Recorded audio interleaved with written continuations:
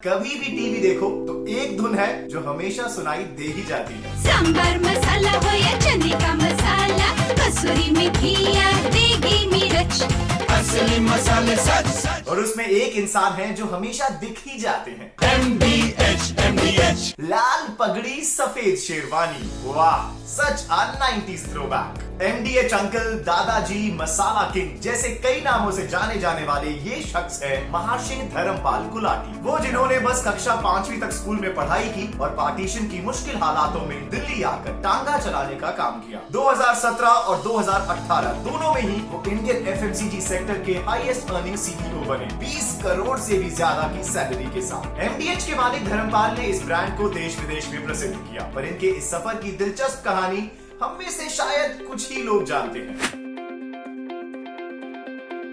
धर्मपाल का जन्म हुआ सन 1923 में 27 मार्च को सियालकोट नामक एक शहर में। ये शहर जो आज पाकिस्तान में है। सियालकोट के बाजार में धर्मपाल के पिता चुन्नीलाल मसालों की एक दुकान चलाते थे। इस दुकान का नाम था महाशया दी हट्टी। जी हाँ, वही जो आज घर घर में MDH के नाम से मशहूर है। रो रो कर स्कूल जाने से तंग आकर धर्मपाल ने कक्षा 5 का इम्तिहान दिए बिना ही स्कूल जाना छोड़ दिया, पर काम तो खोजना था ना। 8 महीने उन्होंने पढ़ाई का काम किया, लकड़ी बनाना, मकान बनाना, साबुन से लेकर चावल तक, कपड़ों से लेकर हार्डवेयर तक उन्होंने कई कामों में अपना हाथ आजमाया और आखिर में अपने पापा की दुकान में काम संभालने बैठे। वो अपने हाथों से मिर्चियां कूटते थे, फिर चक्की में पीस कर उन्हें 1 या 2 आने की पुड़िया बनाकर बेचते थे। महाशया दी हट्टी सियालकोट में देगी मिर्च वाले के नाम से प्रसिद्ध थी। अभी जब काम जमने ही लगा था तब आया पार्टीशन का मुश्किल समय। भारत के बंटवारे के कुछ ही दिनों बाद धर्मपाल के परिवार को सब छोड़ भारत की ओर एक लंबा सफर तय करना पड़ा। 7 सितंबर 1947 को बरसात के बीच वो सियालकोट से अमृतसर पहुंचे। फिर 20 दिन बाद काम की तलाश में वो अपने भाई और बहनोई के साथ दिल्ली आ गए। यहाँ शुरू हुआ उनके संघर्ष का अगला पड़ाव। वो करोल बाग में अपनी भतीजी के घर में रहते थे। यहाँ पानी और बिजली दोनों की ही कमी थी। उस समय उनके पास कुछ 1500 रुपए थे। इसमें से उन्होंने 650 रुपए का एक टांगा खरीदा और उसमें 2 आने पर सवारी लोगों को बिठाकर नई दिल्ली की सड़कों में चलाने लगे। कुछ समय बाद उन्होंने टांगा बेच दिया और 1948 में अजमल खान रोड करोल बाग में 14 बाय 9 फीट का एक छोटा सा लकड़ी का खोखा यानी दुकान खरीदी। महाशया दी हट्टी का बैनर एक बार फिर से लगाया गया और MDH के मसाले फिर से बिकने शुरू हुए। आगे चलकर MDH ने जो नाम कमाया उसकी नींव इसी छोटी सी दुकान पर रखी गई थी। शुरुआती सालों में नाम बढ़ने लगा तो उन्होंने 1953 में पंजाबी बाग में दुकान नंबर 10 ले ली और वहां एक स्टोर खोला। हिंदुस्तान टाइम्स को दिए एक इंटरव्यू में उन्होंने बताया कि अगले साल उन्होंने करोल बाग में रूपक स्टोर्स खोला। ये दिल्ली की पहली मॉडर्न स्पाइस की दुकान थी। और फिर आया साल 1959। गुलाटी परिवार ने कीर्ति नगर में मसाला बनाने की अपनी खुद की पहली फैक्ट्री लगाई। MDH की एक अनोखी बात ये थी कि वो मसालों को पैकेट में बेचते थे। उन्होंने ऐसे कई डिब्बे बनाए और इनमें मसालों को रेडी टू यूज तरीके में ग्राहकों तक पहुंचाया। एक इंटरव्यू में धर्मपाल ने कहा कि उस समय के लिए ये करना थोड़ा अलग था, क्योंकि तब लोगों को गार्डन से निकले फ्रेश स्पाइसेस की आदत थी। तो ग्राहकों का विश्वास पाने के लिए उन्होंने डिब्बों में अपना चेहरा प्रिंट कराया। माना जाता है कि 1948 में निकला MDH के मसालों का पहला डिब्बा। इसमें धर्मपाल की फोटो और मसाले का नाम था। MDH के executive vice president Rajendra Kumar बताते हैं कि तब से अब तक MDH की पैकेजिंग में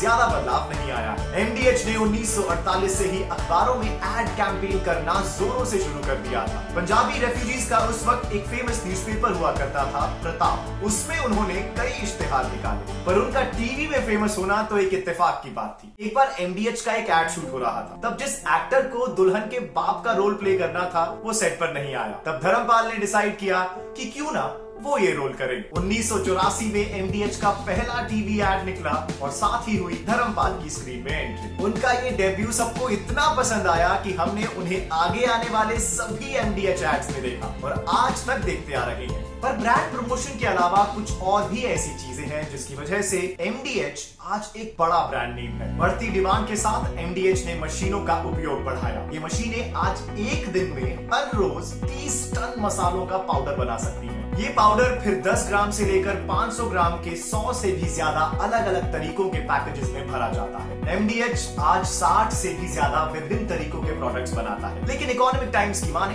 तो उनमें से सबसे चहीते हैं ये 3। इन तीनों के ही हर महीने करीबन लाखों पैकेट्स बिकते हैं। माना जाता है कि MDH का ज्यादातर रॉ मटेरियल केरला, कर्नाटका, अफगानिस्तान और ईरान से ही आता है ताकि मसालों में कंसिस्टेंसी बनी रहे। करोल बाग के एक छोटे से दुकान में शुरुआत हुई MDH की और आज वो दुनिया भर में छाप छोड़ चुका है। जैसे उनका एक ऑफिस है लंदन में और UAE में है एक मैन्युफैक्चरिंग यूनिट। इंडिया के बाहर ये मसाले कई जगह यूज होते हैं जैसे US, UK, कनाडा।